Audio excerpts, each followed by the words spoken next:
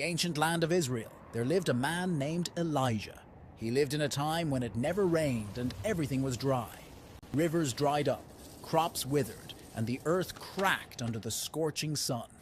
People were worried, but Elijah believed that God would help them.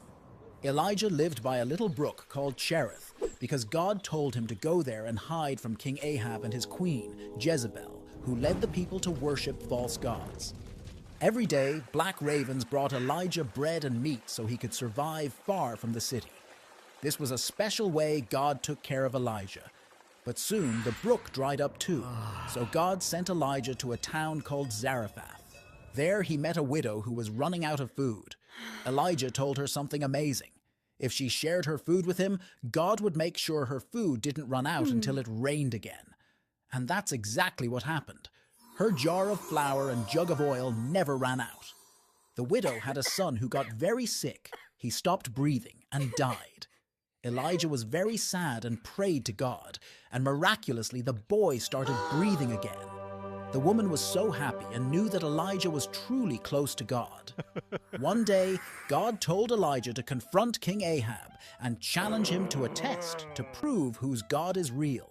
He went to a place called Mount Carmel to show the people who the real God was.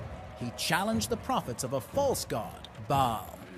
They both would sacrifice a bull on an altar, but they wouldn't start the fire themselves. Instead, they would ask their gods to do it.